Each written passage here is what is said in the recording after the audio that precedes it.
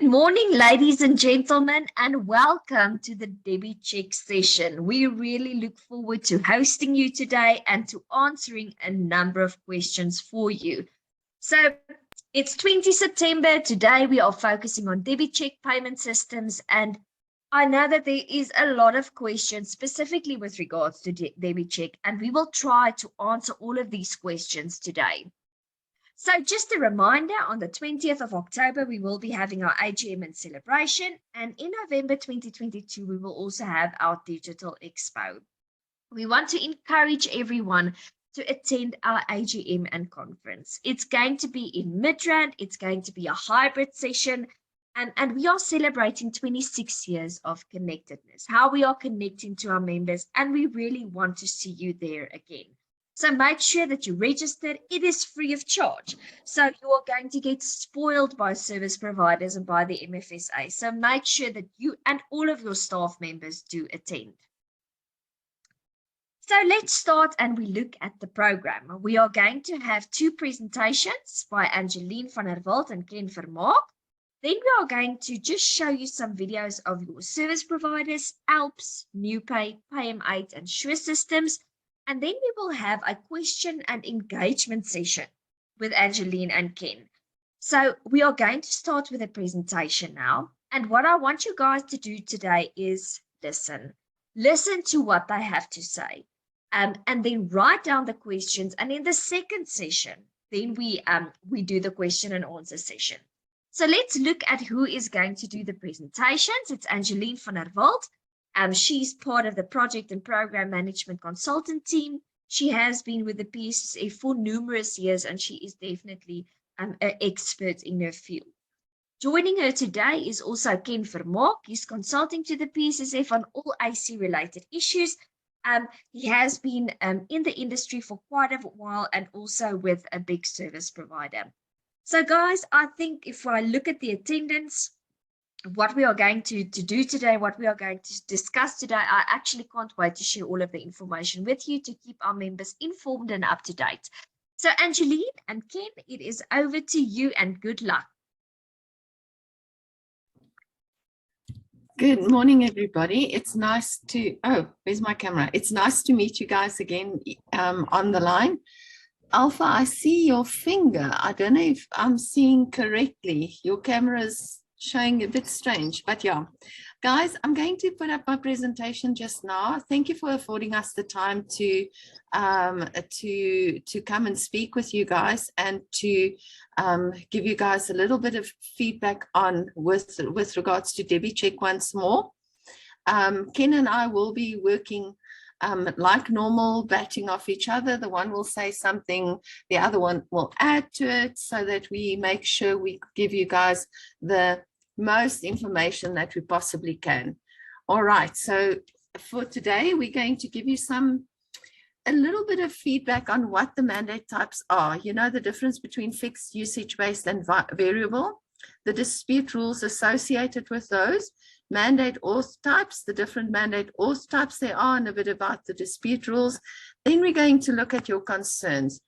We're going to, as Leonie said, in the first section, just go through the presentation, and then in the second part of the session, we will then allow you guys to state your questions, and we'll go through the questions that we'll get. Okay, so there's different mandate auth types. You guys know that there's TT1 real time, there's the delayed, there's the TT2 batch file, which expires the end of next business day. There's the TT3 POS device, face-to-face. You need somebody to actually have a POS device that they hold out to somebody, and they then put their card and they put their PIN number, and the transaction is authorized like that. Then you've got RMS. Now, RMS is the registered mandate service. You guys are aware that registered mandate service can only be kicked off at the moment by a no response received from the client, whether transaction, the TT1, 2, or TT1 real-time delayed or TT2 has gone to the consumer and they have had a chance to authenticated, but they didn't. And then you can send up the RMS. Now we know migrated ADO and NADO. There will be a little bit of migrated ADO and NADO that is floating around in the system continuously. Okay, so if we look at mandate validations, so the date is obviously the first thing that's being validated. One of the questions we received is, can you ask can the client ask that the date not be adjusted? Yes, there is a date adjustment indicator that you can say no to, and then the date you as supplier or creditor cannot then move the date for the client. I'm going to give you guys a second to just look at it's a very small slide, just look at this, and then I'm going to talk through what is here.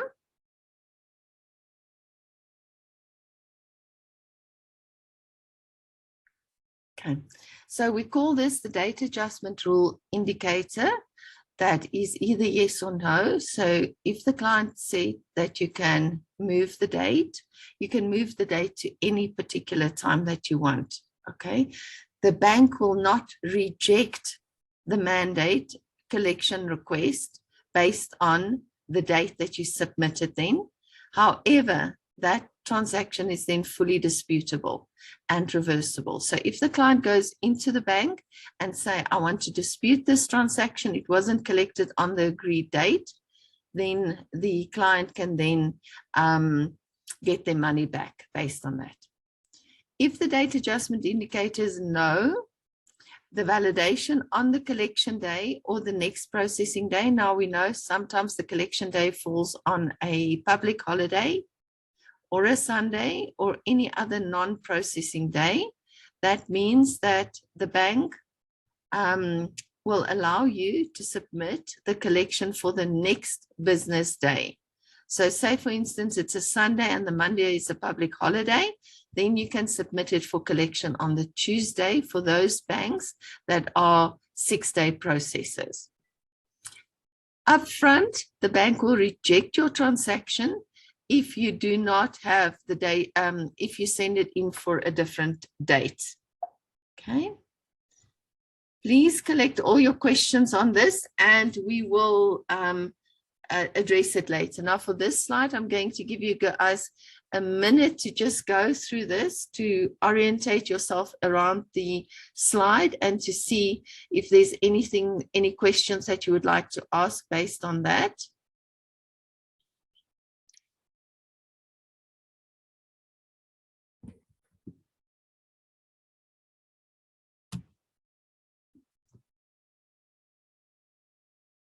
And guys, just for clarity, while you're looking at this, this is the validations that will be applied by the paying bank when you send in a payment instruction. Okay, so it's a check right up front. Is, are you following the rules in terms of when you put your payment instruction in for collection? Okay, now you've messed up my 1 minute. I'll give you guys a few more seconds.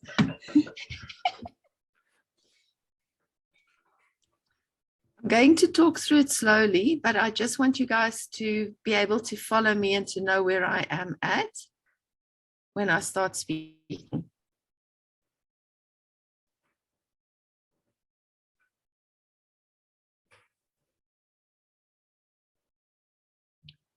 Okay. You heard my alarm going off there, so let's start. So if you look at it, there are two types of collections where the amount comes to bear. There's your recurring collection, which is your every month collection, and then there's your represented collection. That represented collection is where you collected, try to collect the previous presentation period, and unfortunately the client did not have sufficient funds. You are then allowed in the next collection period to have a recurring payment collection plus a arrears collection, the represented collection. If you submit more than those 2 collections in a payment cycle, a payment period, that third one will be rejected. Okay.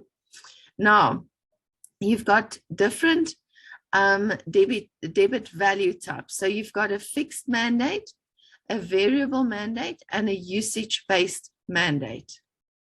Now, the easier one is probably the fixed mandate.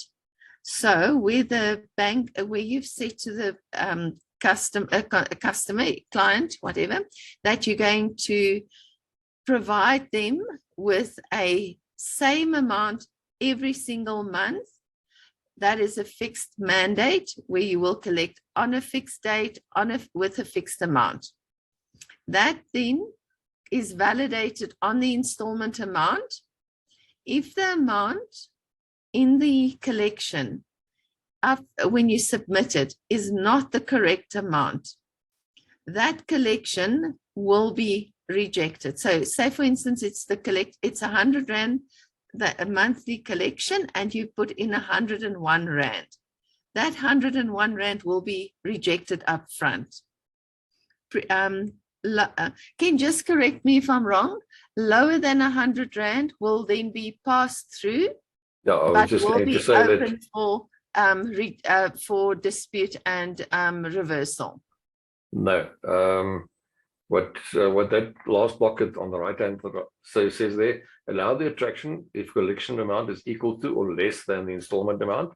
In other words, the validation says the amount is equal to or less than, so that is allowed. An upfront rejection is where the collection amount in your file, in your payment file, is more than the installment amount on the mandate, then it will be rejected upfront. And if the person were to then go and complain about the incorrect amount, the bank will say to them, sorry, but you've allowed for an amount up to an installment amount, and therefore it's not reversible. So but we'll confirm that just now with the disputes. But just to say that your amount up to your installment amount in the mandate will be allowed to be processed. Okay, we'll have a look at the disputes in a minute. Then from a variable mandate perspective, there is obviously a maximum collection amount that you provide in there. And that, similar to the fixed mandate, same rules apply, where they allow for the collection up to and including the collection amount. Anything over that collection amount will then be rejected up front. When you look at your usage-based, now, usage-based then will be validation on maximum collection amount, because you put in a maximum collection amount and you allow the transaction if the collection amount is less than or equal to the maximum collection amount. If the transaction is higher, the collection amount that you send up is higher than the installment amount, collection amount, that transaction will be rejected up front. Then if we look at the representment collection, that is the one where you do the arrears collection. Fixed, variable, and usage-based, all of them are being treated the same here. So again, transaction is allowed if the collection is less than or equal to the maximum collection amount, and it's upfront rejected if the maximum collection amount is exceeded. So if you put through 1 more cent than the 100 Rand, 100 Rand and 1 cent, that collection will be rejected upfront for a representment collection. The maximum collection is mandatory for fixed, variable, and usage-based to cater for the strict fixed user product. Then the installment amount can equal the maximum collection amount. Installment amount is optional for usage-based mandates. We'll talk a bit more on that. Now, let's just talk about what is a fixed mandate, what is a variable, and what is usage-based. Ken, I'm going to do the fixed, you'll do the variable, and then I'll do the usage-based again. So from a fixed mandate perspective, fixed means that the amount that you collect is the same every month. So let's say your cell phone account is 100 Rand, and then you just pay 100 Rand. You cannot then have the option to go over that 100 Rand.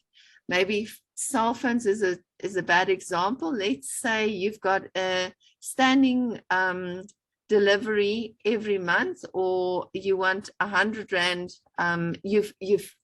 You guys are a microfinance. You guys gave the guy a loan.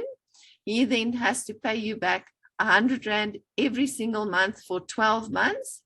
That 100 Rand a month is then a fixed mandate. You send up the mandate to just be 100 Rand a month. Ken, variable? Okay, variable is the situation where someone has, for instance, a gym contract where there's an automatic escalation every 12 months. So you go into a 2-year contract or a 5-year contract, but your contract says that every year your subscriptions or your membership fees will escalate by 10%. You will then register a mandate that says, in the first year, we've got 100 Rand a month, and in the second year, that will go up by 10%. And then you can specify whether it's going to go up by a percentage or if it's going to go up by a Rand amount. So if you say percentage, it will be a percentage. If you say it's going to go up by 10 Rand, then it will go up by 10 Rand.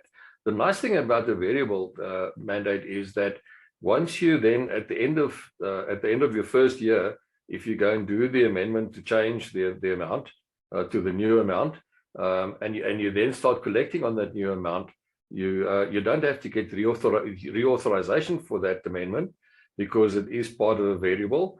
And when the bank then goes and validates your amount as per the previous slide, they will then check against the installment amount escalated by whatever percentage or amount that you've specified in the mandate.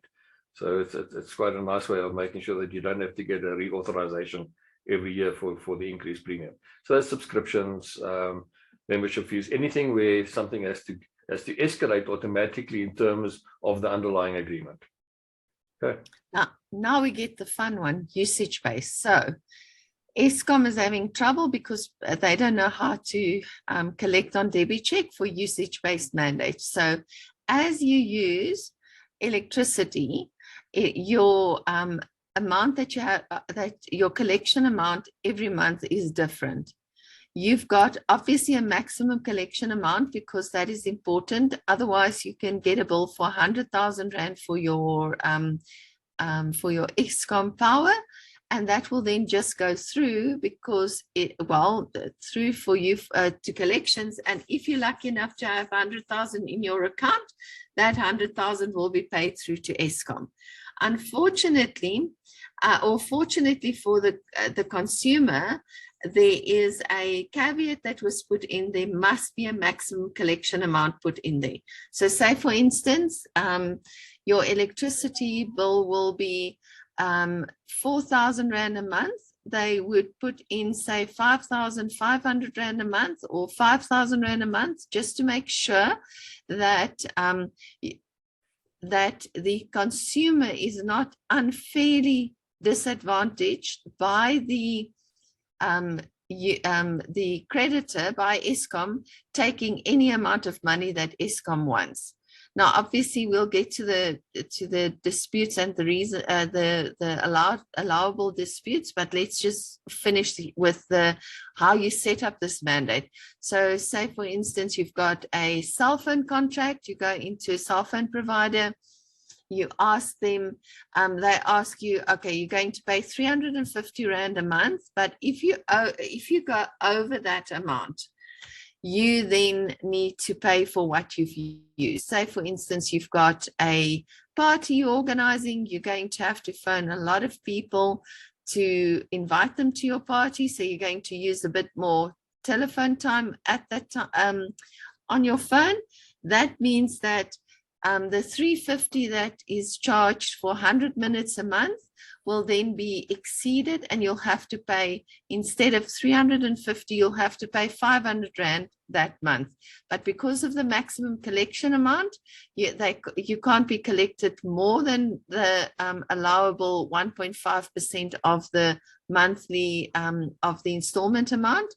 That means that what you use is what you pay for. So this isn't variable.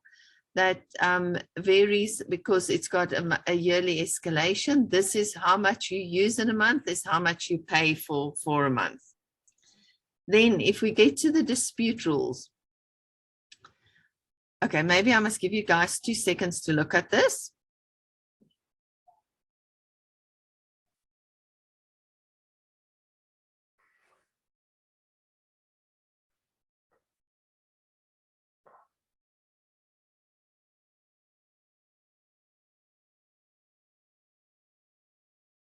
Okay, so you guys saw the note there on the left-hand side that says any condition not represented in the dispute rules in this decision tree is reversible. So if a client goes into the bank for something other than what we've said is non-reversible, they will get their money back. So in this case, reversible just means they get their funds back. So anybody can dispute at any time. A dispute does not necessarily end up in a reversal. So if the dispute rules, you'll see fixed, variable, and usage-based, action day equals collection day, and collection amount is less than or equal to the installment amount, no dispute is allowed. Obviously, if there's a fraudulent transaction on somebody's account, they need to follow a completely different process. Okay. If the dispute reason is contract cancelled, contract expired, contract amended, mandate suspension, the old stop payments can be initiated on payer's request. Okay. Going to go to the next slide.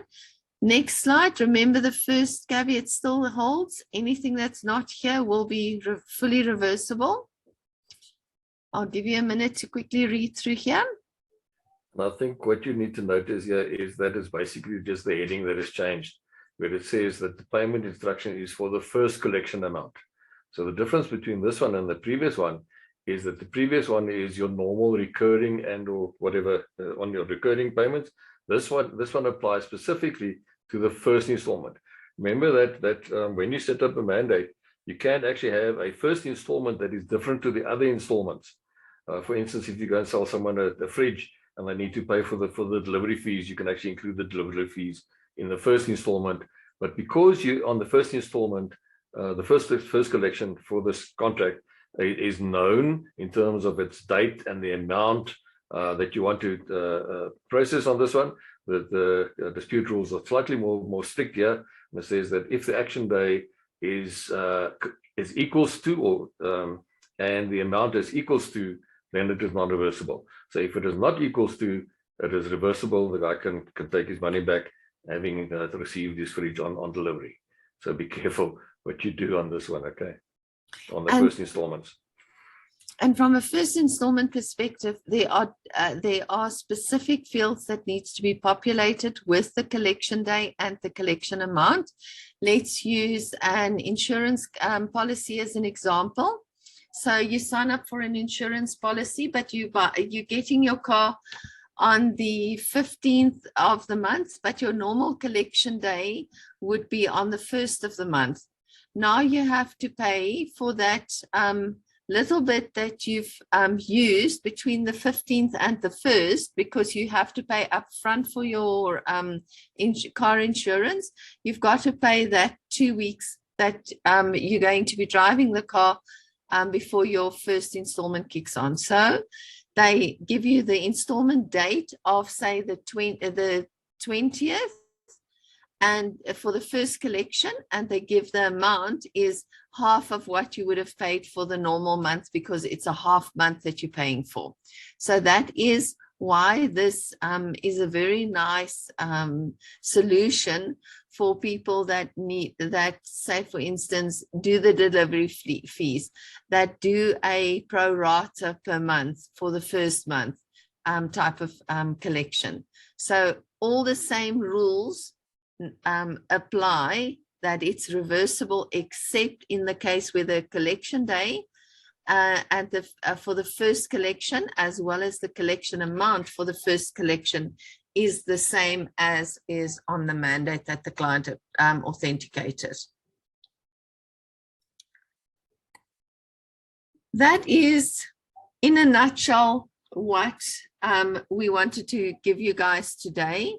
It is a lot of information. I hope I didn't speak too fast. If you have got any questions, Ken, myself will take any questions coming through from the MFSA, and we will then put it together. So I'm going to step over to the questions that we have received up to now, and then we're quickly going to say what the questions or concerns are that the MFSA has raised. So we've noticed that MFSA members have, a few MFSA members have sent through a query on why has the dispute rate increased? So they see more disputes coming through. That can be attributed to the date change that you are affecting. You could move the collection day earlier to the Friday instead of to the Monday for a Sunday collection. Obviously, that only works when you've got the date adjustment indicator as yes. Otherwise, the collection will be rejected up front. The next one is suspensions. We've had the previous session, we had a lot of discussion around what suspensions are, what is allowed and what is not allowed. Please forgive me, I'm going to just go back to the previous slide. So if you see here, if dispute reason is contract cancelled, contract expired, contract amended, mandate suspension can be initiated by the on payer's request. So that is one of the reasons why people, with some of the reasons clients are allowed to suspend. Other suspensions, we know that clients are making use of suspensions for cash management purposes as well. Automatic suspensions kicks in when, for instance, you've had 7 unsuccessful collections in a row. Then it's an automatic suspension of the mandate. I'm going through these a bit fast so that we can get an idea of what the questions are. Here we just give you the feedback again on what is allowed according to the rules as it stands for mandate suspension. So the payer must verify the identity of the payer. The payer must identify the mandate information which is to be suspended. So I walk into the bank, they can't just take my word that my mother's mandate can be suspended. I need to take my ID and the bank has to verify that it's me that is paying for it. Then the payer must identify the mandate information. So you can't just say suspend all the transactions on my account. You have to say, I want to suspend my MFSA monthly collection. Okay. Then the payer must provide reasons for the suspension. The contract has expired, the payer does not agree with the revised terms, or the payer has cancelled the contract. And I know that this isn't the only reasons that people suspend mandates for, but this is the only ones that are supposed to be valid suspensions. Can I just, Andrew, can I just go back to the previous one, just an extra note?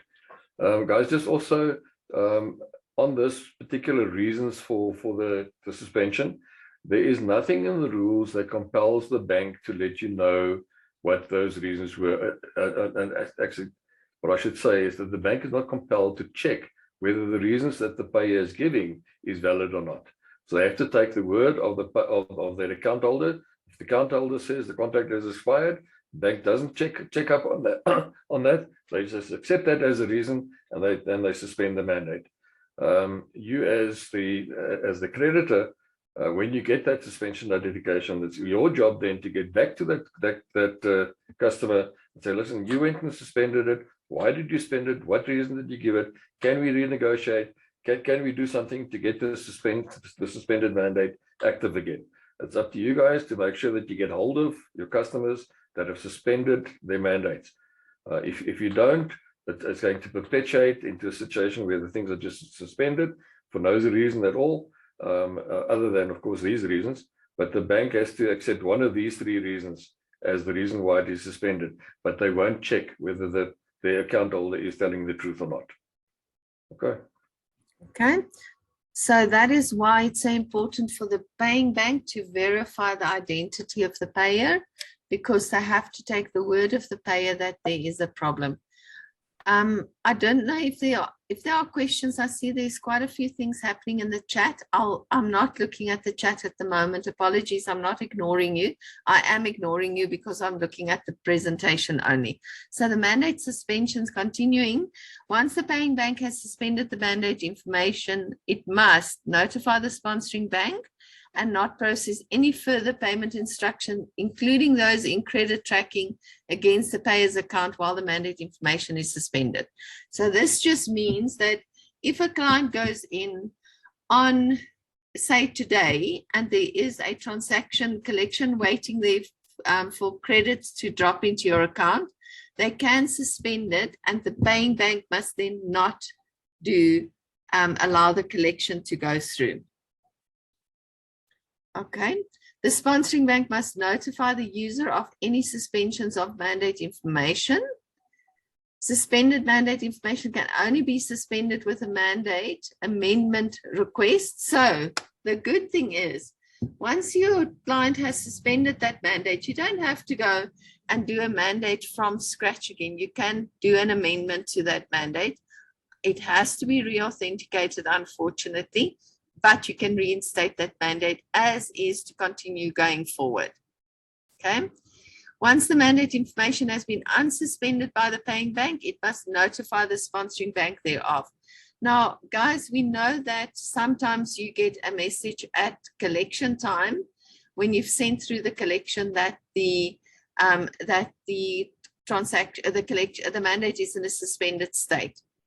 This is unfortunately a problem, and we need to track those and see if there's a problem. So if you get any of those and you did not receive a mandate suspension notification, you have to go to your SO, your system operator, or you have to go to your bank, your creditor bank, and say to them there is a problem with this.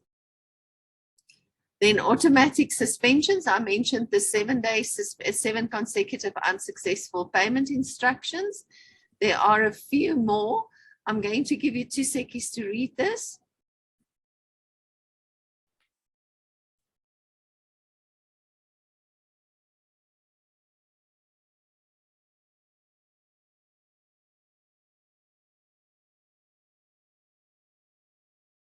Okay, so if you've had 7 consecutive, so that means for the previous 7 collection periods, you got a unsuccessful, insufficient funds for those 7, the mandate will be automatically suspended.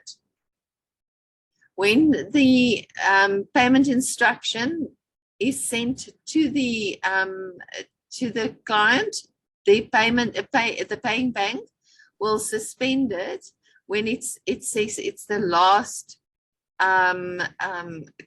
collection in the series, or it's a once-off collection. So you can do a once-off mandate. The guy comes and you give him 1,000 Rand. He needs to pay you back 1,200 Rand the next month. You then do a once-off mandate for 1,200 Rand. And guys, I don't know what the going interest rate is, so apologies if that's too low or too high. For the fun of it, 1,200 Rand. Then once that once-off mandate has been collected against, the first collection came through, whether it's successful or unsuccessful. Ken, just confirm for me, if it's unsuccessful, does it also automatically suspend, or does the client have the creditor have a opportunity to do a representment? No, that is suspended, because if you then could try and collect your arrears, you're actually collecting on an arrear. You're not collecting the first one again. So a failed failed first installment. The concept of the first installment is then suspended, but when you collect an arrear, it is identified as a representment. So it is a different type of collection that you're putting in. Okay, so what you're saying is on a once-off mandate, you can have 2 collections against that once-off mandate. You can have the once-off one where you collect, and then you can have a representment if that first one was not successful, but you can have no more than that. I don't know if you guys knew that, but for interest sake, then obviously if account is closed, there's nothing that the bank can do. You can't collect against the closed account, so that mandate is then suspended. And then if a client goes in and requests for the mandate to be suspended. Future rules enhancements, that's why I said when I started with the presentation, this is the rules as it stands at the moment. There are continually improvements, better efficiencies being brought into the system. I'm going to ask him to take you through the particulars, but there are work groups that has been created from an alternative authentications and an education and awareness perspective, where the PSSF and obviously then through them MFSA has representation on there. Ken, do you want to just explain what the date change disputability is all about?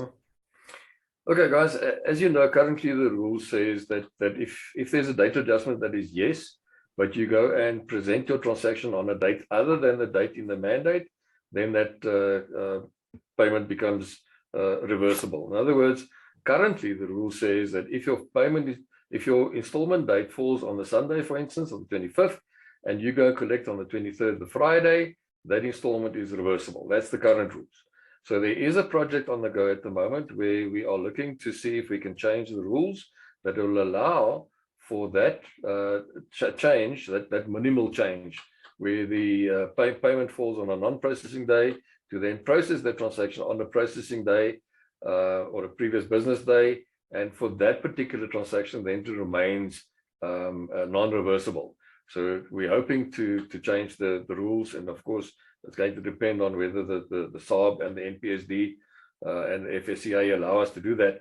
But that's what we're planning to do, is to try and get those transactions where you do a little date change to a previous Friday, for instance, before the weekend, to have those as non-reversible. So that's the one particular situation there.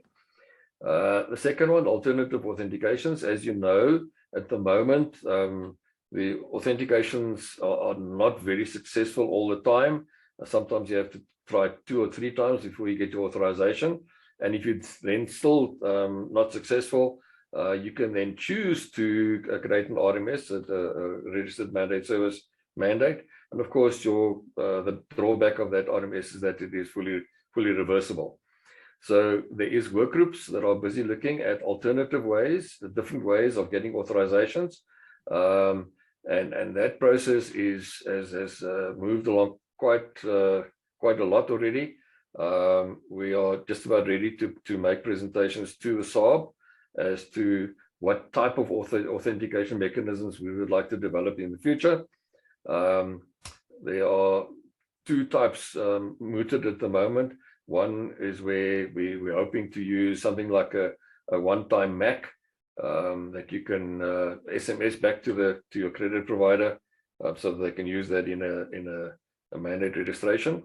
Another one is to have an independent body actually verify your identity, so that when your mandate registration gets to the bank and they can't get to you via your phone or a registered phone of the bank, that they can then accept that someone else has verified your identity, and that the person that your credit provider is dealing with is actually you. So that's another authentication mechanism. Those are the 2 that we're going to present to the Reserve Bank, and hopefully we can get those in place next year or the year after. Just go back to those. So there we go. Education and awareness. I'm not sure if you guys have been exposed to some surveys that are currently being run by PASA. The one is called the Pambili survey. Just check with your management if they're aware of the Pambili survey, and if not, they can actually get hold of their your bank, your sponsoring bank, to ask them for the details of that survey. And that survey is going to help PASA determine where we need to focus on education and awareness campaigns and advertising and so on, to get people out there aware of what DebiCheck is and how it works and what DebiCheck can do for them. So that's another way of making DebiCheck a little bit better and more known in the marketplace. Okay, then across the entire payment system, whether it's EFTs or DebiCheck, there is a group of people in PASA that is looking at how do we alleviate some of the problems that we have currently with disputes and suspensions. What sort of how can we go about make it more fair in the business place, so that when you have honestly done your best to get the particular salary date of the person, and we've got agreement, and they've signed their agreements, and we've got the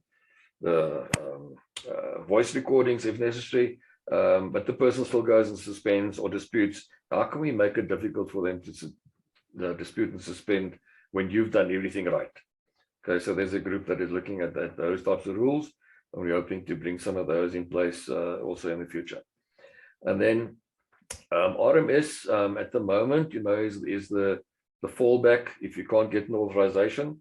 SARB actually likes the idea of this registration of information at the paying bank, even though it is unauthorized. But they like the idea that the bank, that your bank knows of the future debit orders that's going to come off your account, so that it's not as a surprise to them and to you if someone puts a EFT on debit order onto your account.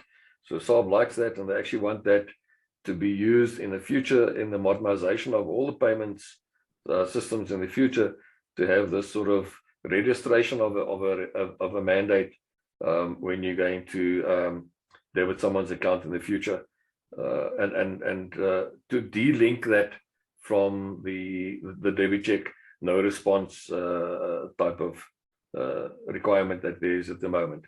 But that's something for the future, and will only that'll only come to pass if there is an improvement in the way that mandates are authenticated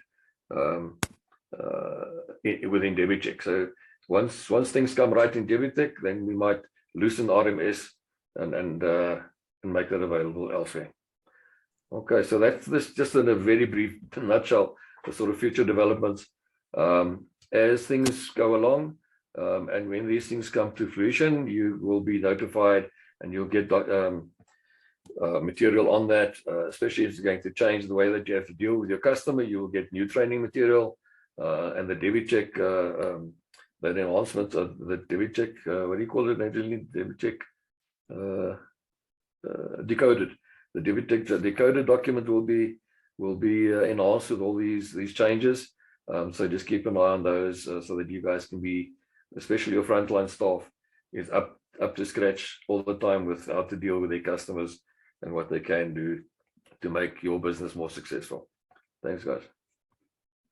Okay, so just to make you guys aware that all these things that Ken has just discussed in this is future rules and enhancements. It's not currently agreed that it will work this way or not this way.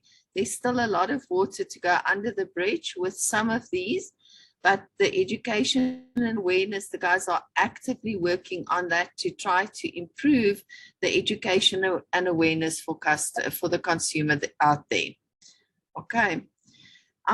This is the end of the presentation. Ken, while you were busy, I saw there were some amazing questions that are coming through on the chat.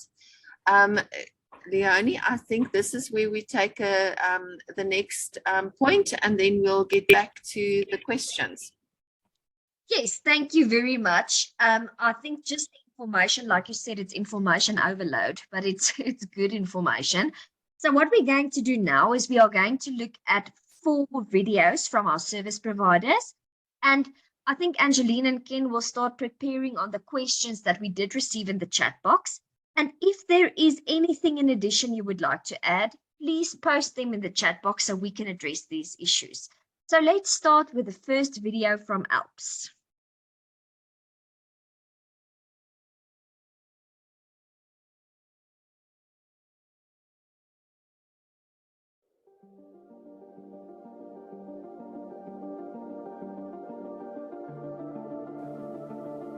We live in a country where there are currently 11 million South Africans who are unbanked or underbanked. That's nearly 1 in 5 South Africans who are not financially included and without the means, the structures, and the tools to ensure their financial empowerment. One of the most important ways of accelerating financial inclusion is to build trust in financial products and services.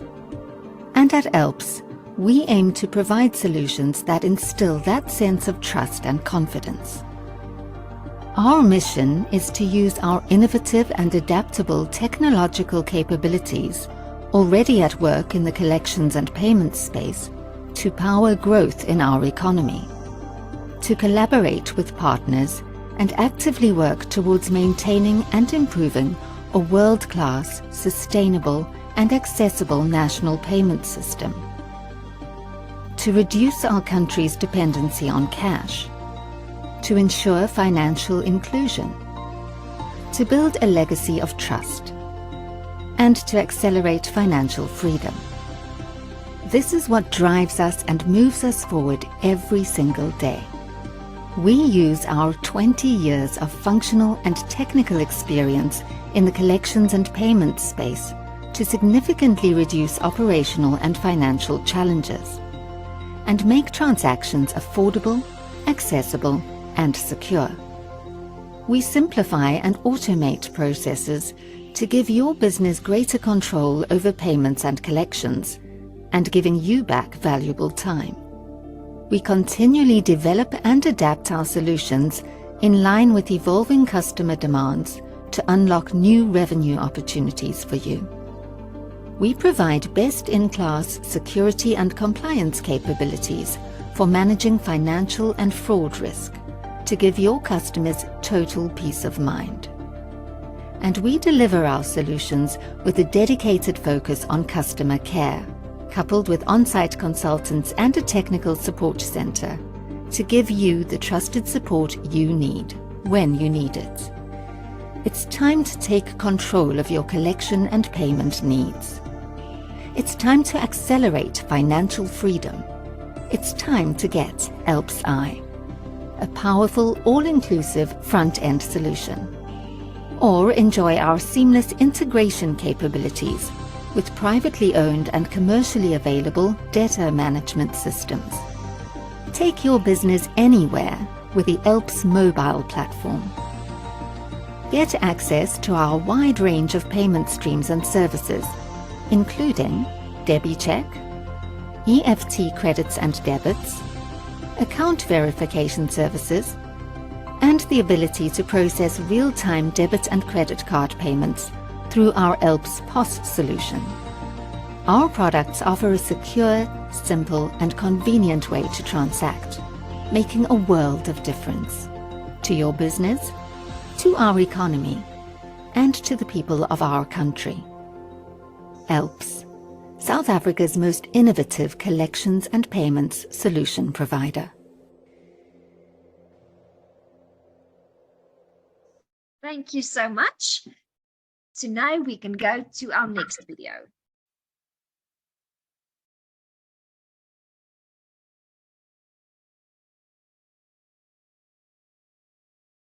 At NewPay and Delta, we are passionate about our customers and about their businesses. It has long been our philosophy that your success is our success.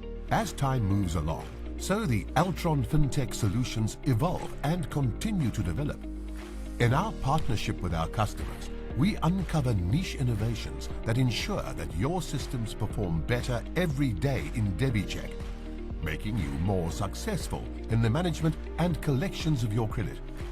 Our account managers continuously analyze statistics and conduct training on the DebiCheck platform to help improve your business success.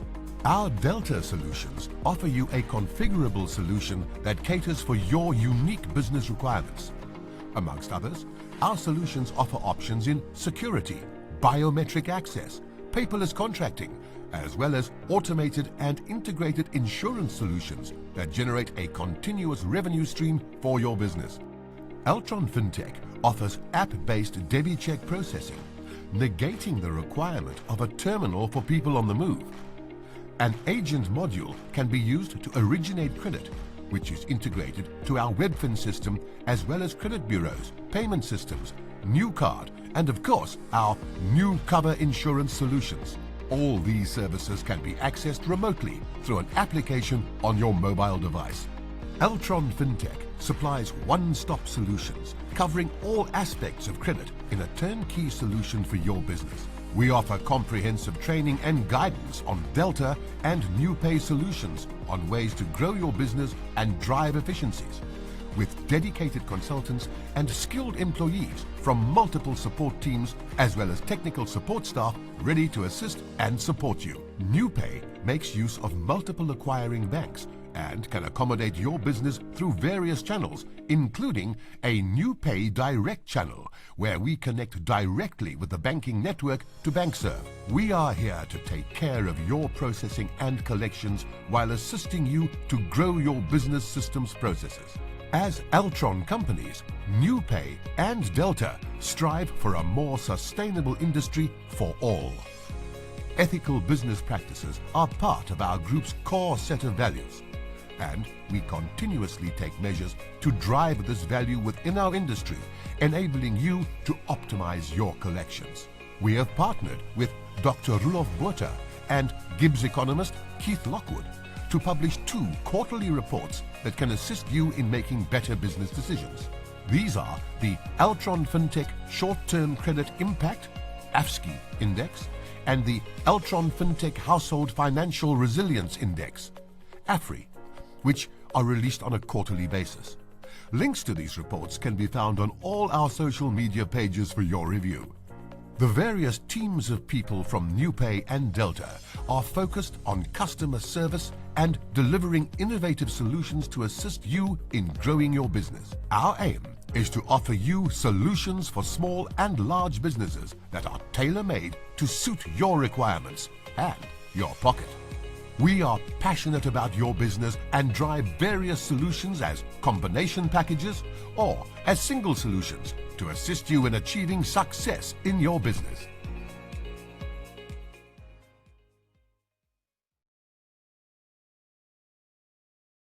Thank you so much, Sunay.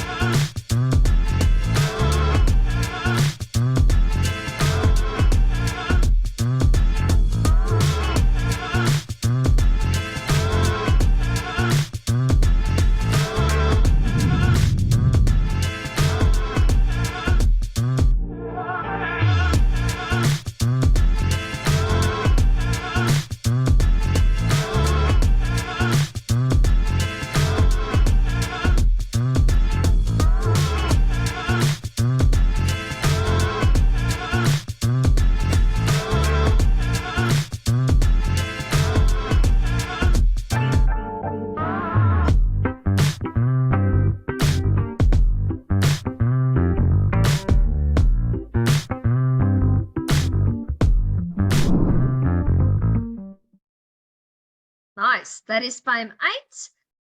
Up next, we have Sure Systems. We've all seen a movie with two strong tough guys, each equipped with a baseball bat sent to collect money. Why not opt for one of the best solutions for collecting payments from your clients without the need of a couple of brawny goons? Managing recurring payments can be overwhelming. At Sure Systems, we've developed Sure Debit, a cost-effective payment solution for collecting money from your customers' bank accounts. It's safer, features a user-friendly interface, and works on any browser or mobile device.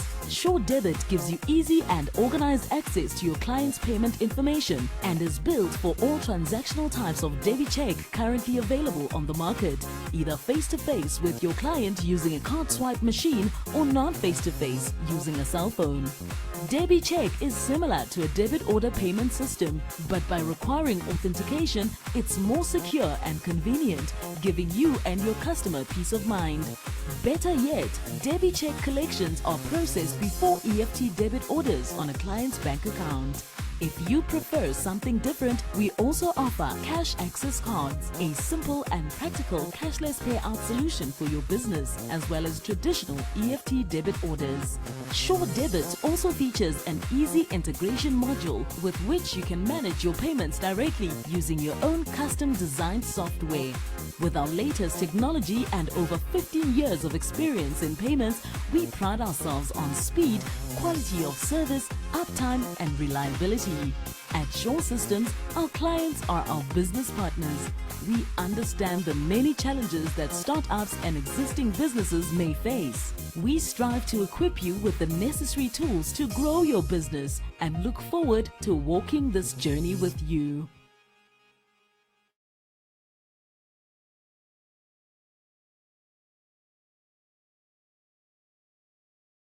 Right, that is everything. Now we are going to the questions and answer sessions. So even while Angeline and Ken is talking, they will be able to answer questions. But Angeline, I'm going to put it into your hands to facilitate it. So, if the people raise their hands, you can answer them, and then also you can attend to the questions in the chat box. Great. Okay.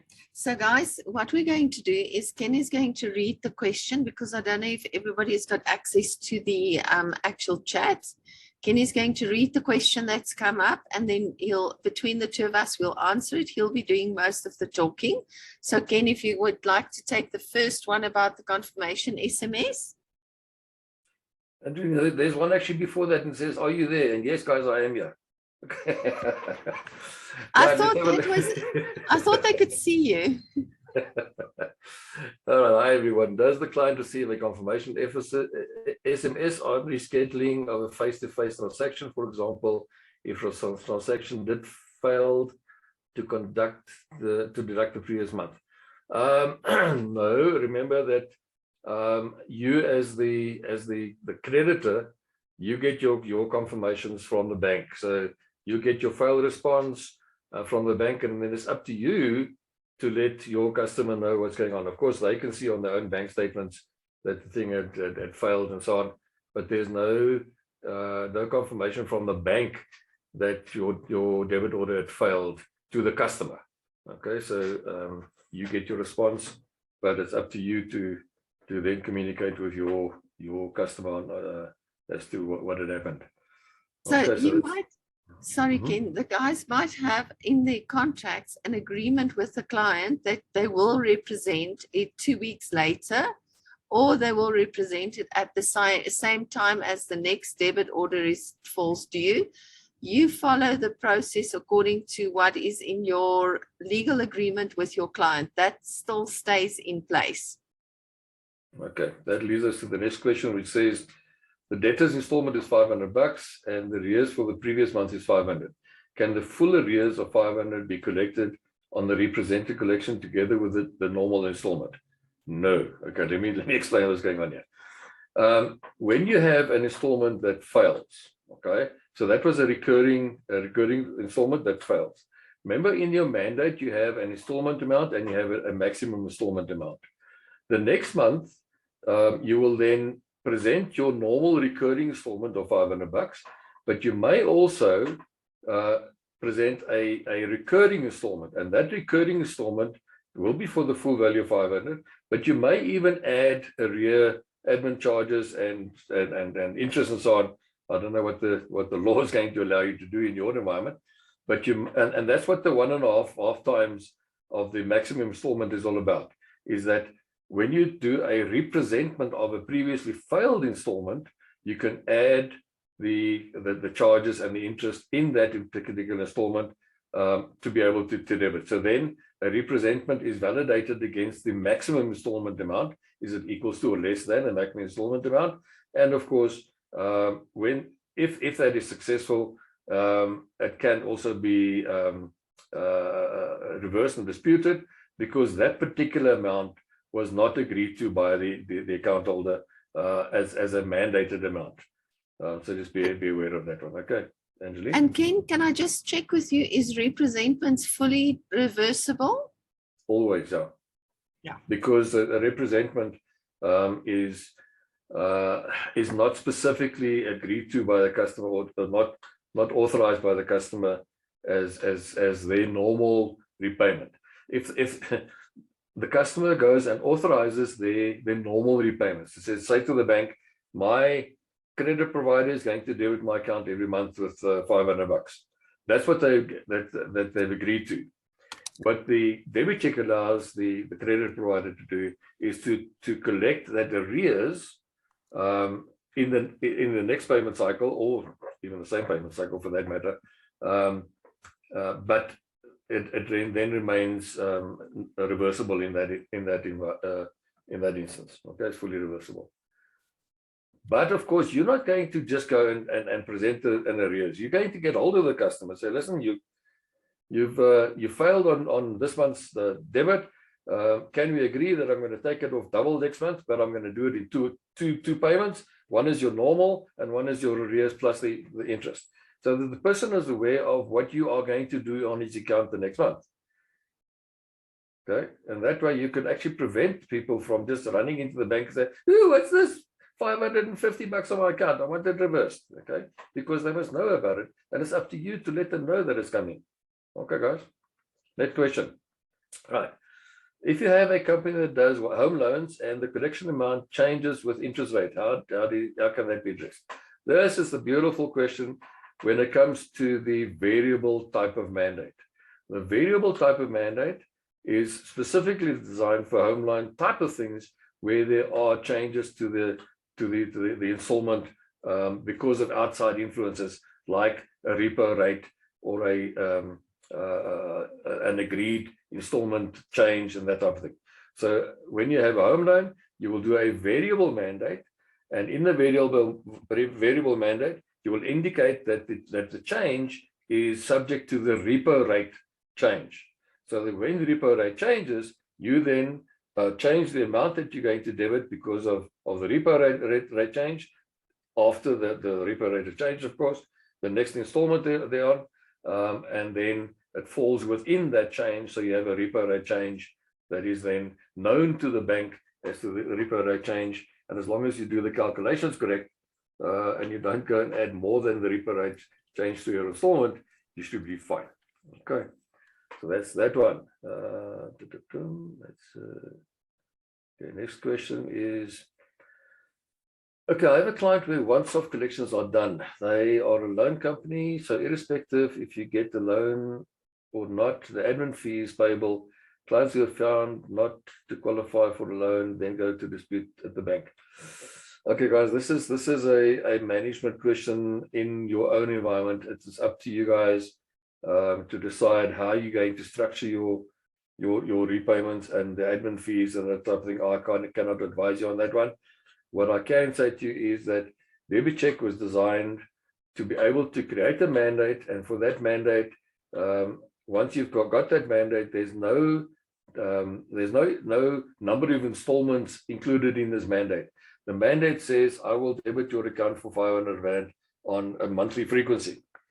The underlying contract that you have with your customer will have the repayment details where you will say, okay, you've borrowed X Rand a month. I'm going to debit your account for 12 months. And this is the interest rate they will charge and that type of thing. That's all in your contract.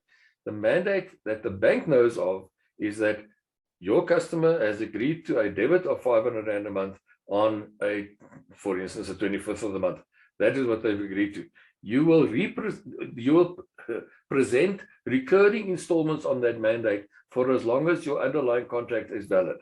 That's why when your contract expires, or the underlying contract expires, or you've now collected your 12 installments, that's why the account holder can go to the bank and say, listen, I want you to suspend this mandate because the underlying contract has now been fulfilled, or I've cancelled it. I've cancelled my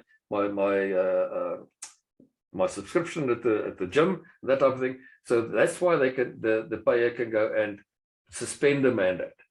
But you don't have to go and create a new mandate for every installment that you want to debit on this person's account. Okay, so that's just by the way there. But then how you manage your internal collections, that's up to you guys. You'll have to abide by the law on your own account. I can't advise you on that one. Okay, next one is let's say a client accepts a mandate for the 25th of July. Debit order fails after tracking. Such debit order is reset to 25th August. Is such disputable? Because you are collecting the next month on this month's failed debit order, that will be a representment, and that is disputable, yes. Okay. Clients are using suspensions as a way to getting back monies which have been authentically and legally collected. How does the bank handle that? Okay, this is where we know what the suspension rules are at the moment, and that the banks don't verify that their customers are telling the truth when they come suspended.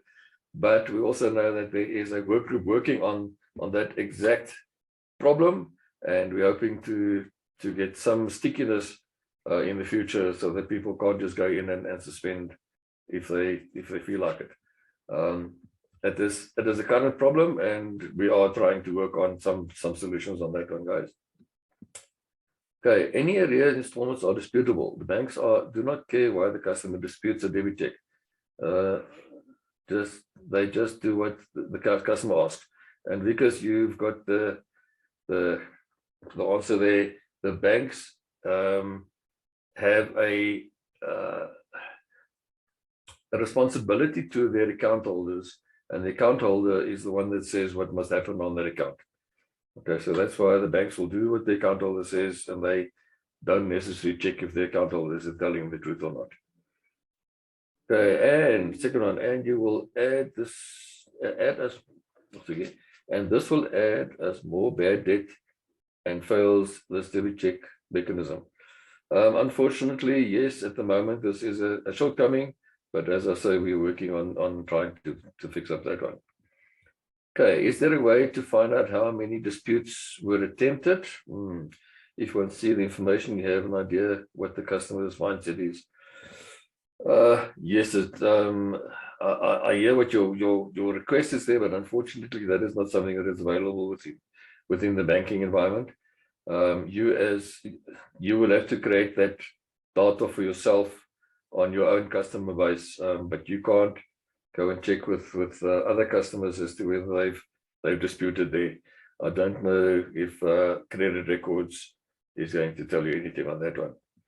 Best approach to debit checks, in my opinion, do not touch it once it has been created. As soon as you change the dates, it becomes disputable. Arrear installments, you have no choice but to reschedule and hope for the best. Yeah. Another point to bring up on this one here, because is that you say, don't touch it once it's been created. And I think that's a good philosophy, providing that the information that you've used up front is correct and sure. We know that people don't always know what their company's salary rules are. For instance, some companies will in their HR agreement say, if your salary date's on Sunday, we will pay you on a Monday. If your salary date falls on a Saturday, we'll pay you on a Friday. So that's within your HR agreement with your employer. But people don't always know that. But the more information you can get from your payer, your customer, at the time of setting up this mandate, the better for you.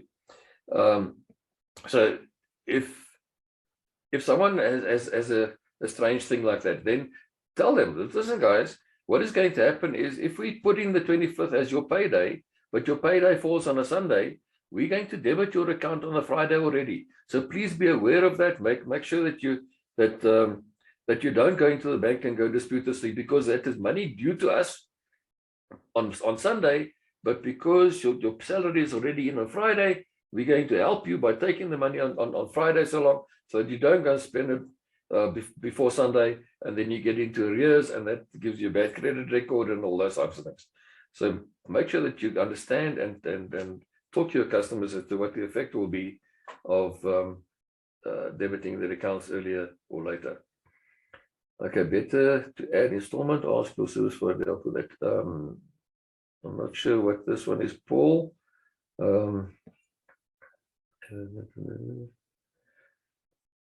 Okay, I see Paul says better to add. Which one are you on now?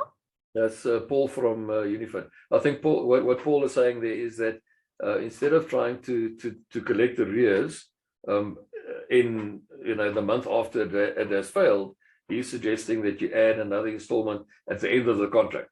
That's another way of dealing with it. It all depends on what you've agreed with your customer. If you've agreed with your customer for 12 debits and you have a term of 12 months, be careful. They might then have a gripe with you if you start deducting on the 13th, 14th, 15th, and 16th months. Just be careful on that. Just have a look and see what your contract says. And but yeah, that's another way of dealing with arrears, either collecting later on or try and collect double in the ensuing months.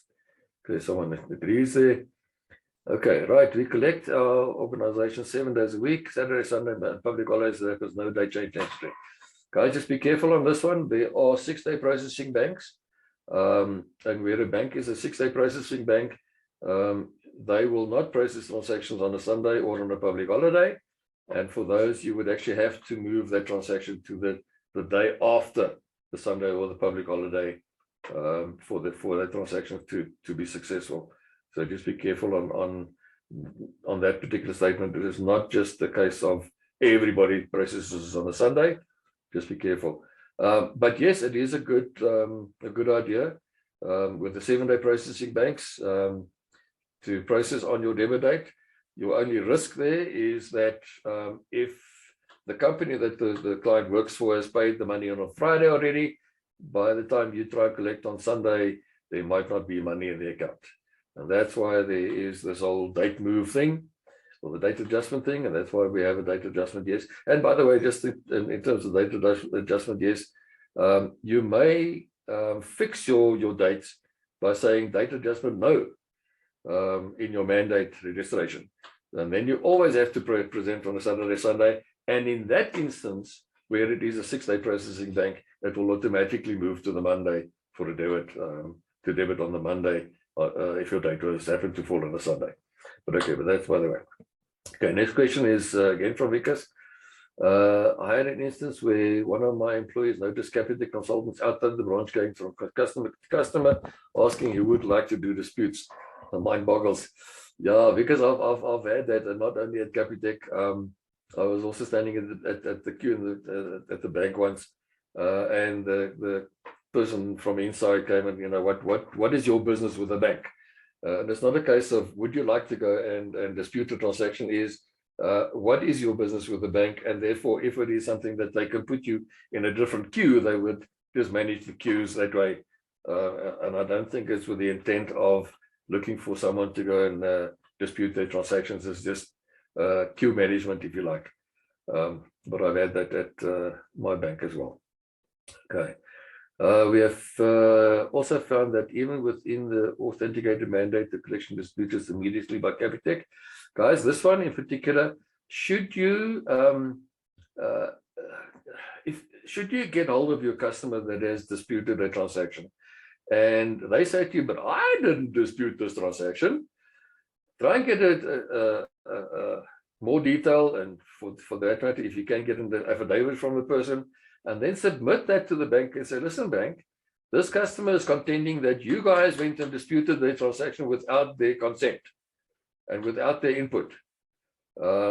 And also, if you find that that is happening more and more, and you speak to your sponsoring bank, and remember you always deal with your sponsoring bank or the bank that pays your collections back to you.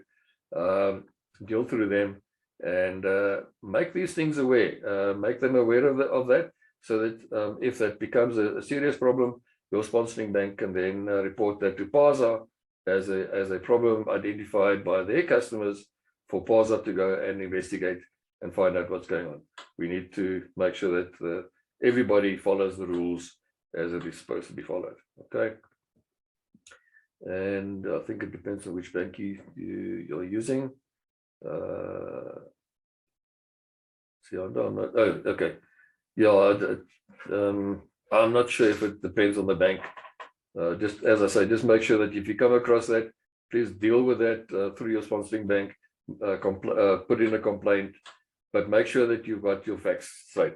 Don't go and say that customer said that they didn't do a mandate suspension, and when the bank goes and checks, they actually have a signed piece of paper from your customer, and they come back and say, "Don't you lie," and not the customer lying. Okay, just make sure that you have your facts straight.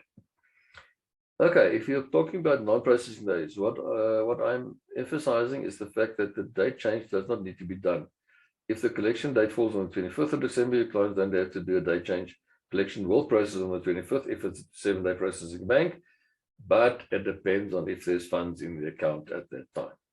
And if you have an honest customer and you have a customer that will fund their account so that your debits will run, no problem. That is what DebiCheck is designed for, but it is also designed to cope with those customers that tend to withdraw all the funds from their accounts the minute the money goes into the account. They go to withdraw it all, and that DebiCheck is trying to assist you in getting to that account before they can go and draw all the money out by doing these date changes. Leave on, guys. Sorry, Ken, I just want to interject here. Remember, you as the creditor is in control of how you submit those collections. You are in control if you want to submit it earlier because you want to collect earlier and have a better chance of getting the funds that does not come in normally on a Christmas day on the 25th. You can submit it earlier based on the rules applied to the contract. So if you've got the date adjustment indicator as no, you have to leave it basically on, or the next business day will apply, a rule will apply. Just by the way. Yeah, okay, quite right. Then the next point there is leave on the rule applied. Guys, leave on is a concept that comes out of the old ADO days. So leave on is no longer valid or applicable. What we're talking about now is to have a date adjustment indicator as to yes or no. So a date indicator adjustment of no is the equivalent of the old leave on idea out of ADO. Okay, next one. RMS is giving us a huge problem in that some go through successfully while others sent in the exact same format, return failed, reason mandate details not matching. Guys, if you get a mandate details not matching, Angeline has a response on that one. Okay, so guys, if you get this issue and you need to address it with your creditor bank, first go through your system operator and then go through it, ask them to address it with your creditor bank. The problem that we've got is unless these things are highlighted to the bank that it has got a mistake in their system. So say for instance, your bank comes back to you and says, oh, I agree with you, the details exactly the same. Then that debtor bank has got a chance then, because we tell them to go and fix the problem that they've got. The important thing with RMS is just remember RMS is related to the message that you sent that you got the no response on. So the information on the no response must just be correct. I'm assuming that is what you're saying. It is correct. So I'm assuming that you will then raise the incident with your system operator and have them check that they're not changing anything, speak to the creditor bank, make sure that they are sending it through correctly, and then ask them to check with the debtor bank, why are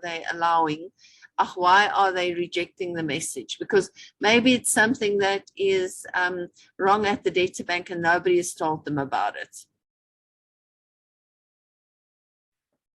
Okay, then there's some comments about leaving because of load shedding. Yeah, this load shedding is another story, but we won't raise that topic here. We've Okay, got enough with credit shedding not to have to go into load shedding as well. Sure, yeah.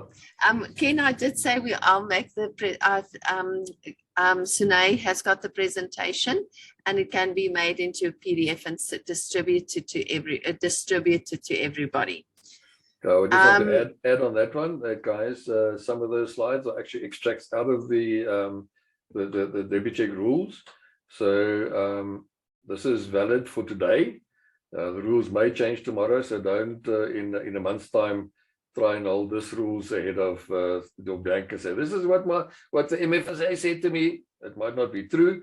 So at that point, so just be careful. Don't use it as a backup of a legal case that you have against the bank. Okay. All right. So that's that one. Leonie, you wanted to interject? No. I'm just agreeing with what you said. That's the rules for now, but things change. So Yeah, please don't keep us to it. Yeah. Yeah, okay.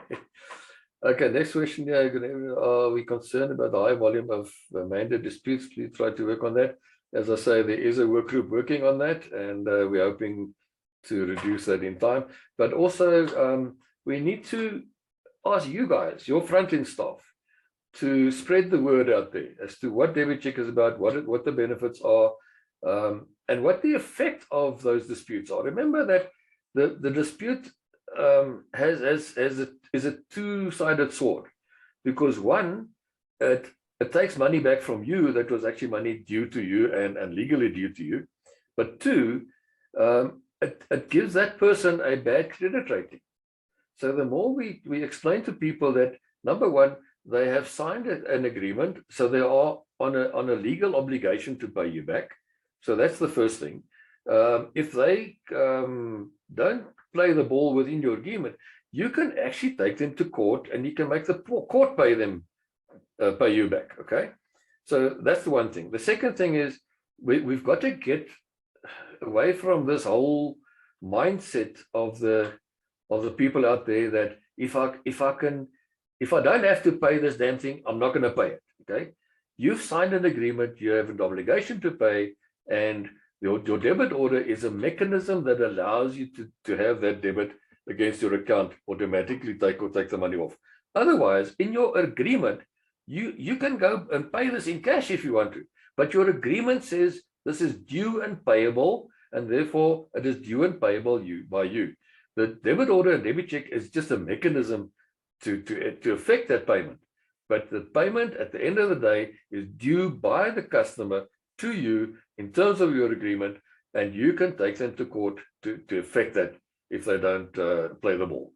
But then also the effect thereof is that, of course, they're going to have court fees, and they're going to have a bad credit rating, and they won't get credit in the future. And when things turn around for them within 5 or 10 years, and they want to go and buy a car, and there's a bad credit rating, so sorry, you can't have a car because you've got a bad credit rating. People must start realizing the obligations. Okay. Ken, can I take the next one, please, about the Time Bank and Discovery Bank go live? So, there's a few others regarding Time Bank and what's happening. So Time Bank is live, correct, with TT2. The challenge that we're sitting with is TT1 and TT3. We are waiting for them to come back to us with a confirmed date. For now, it's Q1 2023, so in the first quarter of next year. We do know it's definitely not this year, but we don't know when. Discovery Bank, I've received no notification of a live date yet for Discovery Bank. We At this stage, we have heard rumors that they are going to go live, or they are looking at DebiCheck, but we haven't heard that they are going to go live. We've not had formal communication that they will go live and that they will participate in DebiCheck and when it will be. Again, there's one from Sharon that I'm just going to skip for a second. So I've given feedback on when TT1 and TT3 will go live, and I've given feedback on the discovery one as well. And there's nothing we can do to speed up. Unfortunately, the speed of implementation for from a bank is dependent on that bank. And guys, we don't want them to implement, throw something into the environment that's not working correctly. So I'd rather they test properly and it works properly, and they implement a proper system. So on the one side, I want them live today, but on the other side, I also don't want them live with a broken system. Okay, to get back to Sharon's question, is there a way, sorry, okay. If you can answer Sharon's one, please. Yeah, okay. Is there a way where we can get notified before a client reverses a debit order?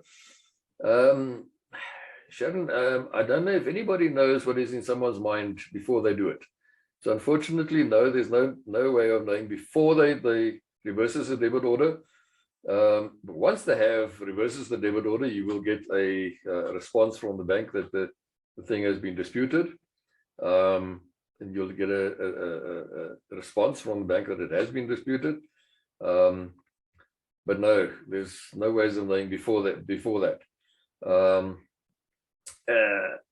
If I look at this question differently, it may be that this work group that is busy looking at disputes and suspensions and whatever you in the industry as a whole, that maybe they might look at something where there is some stickiness, and maybe that stickiness might result in the customer having to deal with you before they go and reverse the transaction. I don't know. We'll have to see what comes out of that work group.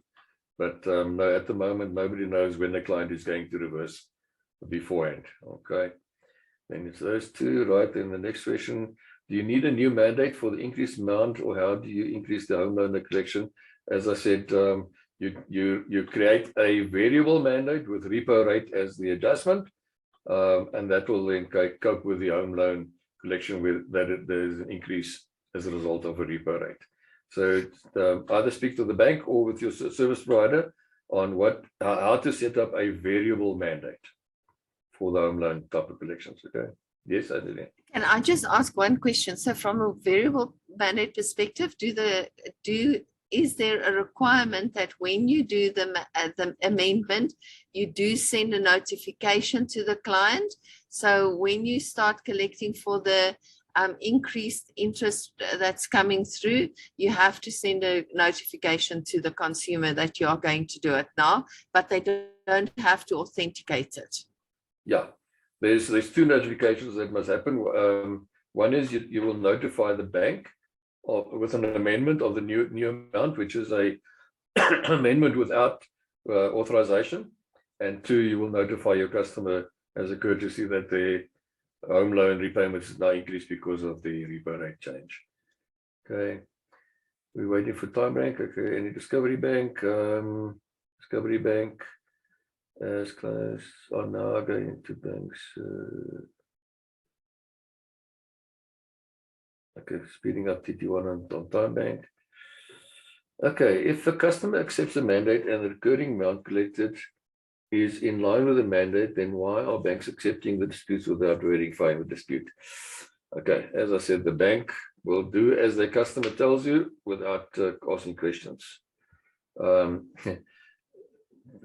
Well, the purpose of having an authorized mandate is that the customer has authorized you to debit their account. The fact that that they are disputing the debit order on their bank account does not alleviate or say that they don't have to pay the underlying account or the underlying contract. So the contract still remains in place. So just a debit order that is by the wayside. So Ken, sorry to interrupt you. If that is happening, so the amount and the date does not allow for reversal. So for instance, it's a fixed mandate, you collected that fixed amount, and it's the date that was agreed to the 25th of the month, and it stayed on the 25th, or it was the next business day. That mandate should not be reversible. So if that is happening, you need to raise it with your creditor bank. But those are the only two things that does not allow for disputes to be reversed. If you're talking about this, are you talking about suspensions? Then suspensions, obviously, we've gone through the suspensions discussion, but the challenge here is it should not be, if it's not supposed to be disputable, there is a challenge, and we need to resolve that. Okay, next one from Sonette. Okay, Department of Education, it takes, decides at the last minute when they're going to pay. Yes, the date change on that in December is part of that whole discussion as to the date change moves, and how do we set up the system in such a way that we can cope with these debit dates in December that move so much and still retain non-reversibility. And that's part of the discussion as that's ongoing at the moment. And we're hoping to have some good news for you in a couple of months' time. Okay, and then market time bank. Okay, banking app suspensions. Guys, the banking app also requires that the person selects the reason why they suspend, and whether it's on the app or whether it's in branch, all they have to do is they have to say it's reason 1, 2, or 3, and that's the reason why they're suspending, and the bank doesn't check if it is true or not. So, and that's part of the whole discussion. This is a live product, this DebiCheck, and it's only been in place for 2 years or so. If you take your EFTs, they've been in place for the last 40 years or more. And it took a long time for those rules to settle down, and the rules keep changing under us anyway. If you think of how that the 40-day rules have changed, and the proof of mandate and all those things have changed over the past couple of years. So this is banking products, and they do change. We work on them constantly, and we are trying to make it a product that is fair for both the payer and the collector. So bear with us, we are working on it. Okay, first time you heard of DebiCheck was told the man cannot be suspended. Okay, I don't know who told you that, but it was never a case of not being suspendable. There was always the rules always try to balance the rights of the bank and of the user and of the payer. And part of that traditionally is that a payer has the right of changing or reversing stuff that is on their bank account, especially under the old EFT rules, because that's where a lot of people went and did their 99 Rand fraud transactions, and you had to get out of that. So that rule was just brought across into DebiCheck, but instead of calling it a stop payment, they call it a suspension. But yeah, that's always been in place, and we are trying to make that more fair by the future changes, which unfortunately people have now cottoned on. Because well, okay, I can just go to the bank, choose any one of the 3 items, and the bank won't debit my account next month to their detriment, because you're going to get hold of them, you're going to tell them under their contract that they failed their contract, and they must come in and pay in cash. And if they don't, you're going to follow up what the contract says. Okay, so unfortunately, always been in place. Okay, DebiCheck got a lot of loopholes compared to the old EDO system. Yeah, I agree. It's maybe a little bit easier. That's why it's being looked at as how do we tighten things up so that it's not as easy to suspend or dispute. Why are there credit lawyers that can make sure that contracts are as watertight as possible? Yeah, they are credit lawyers, and your contract hopefully has been drafted by a legal firm, and not just your contract on a piece of paper. But yeah, the underlying contract is not the problem. The underlying contract is always enforceable. The problem is, how do you collect? And it's the collection mechanism that is DebiCheck, and that's the one that is not watertight. Sorry, can I just interrupt you, because we're getting a lot of questions around disputability and this stuff. I think the people who are still struggling with disputability and suspensions need to provide us with their questions, and we will go back to them, because I feel like we're almost answering a lot of the questions the same way. So I'm looking at the questions, and there's one or two interesting ones that I've picked up. What does installment out of range mean? They just mean, okay, but what I don't know how much time we've got left, Leonie, and I don't want us to run over. So do we have time to quickly answer one or two more questions, or how do you want us to handle the questions that are left over? I think let's take another one or two, and then if there's additional questions, I think we should collate them and then provide them with formal feedback. Yes, I think let's take two max. And then if there's more questions, they can also send it to me as well. I'm going to give them my email address, and the ones that we are not addressing, we can do it in writing. Okay, 100%. So, Ken, sorry, what I'm looking at is that installment out of range. That's a very interesting one. So that means that you are collecting outside the parameters of the mandate that was authorized. So basically, if you want to send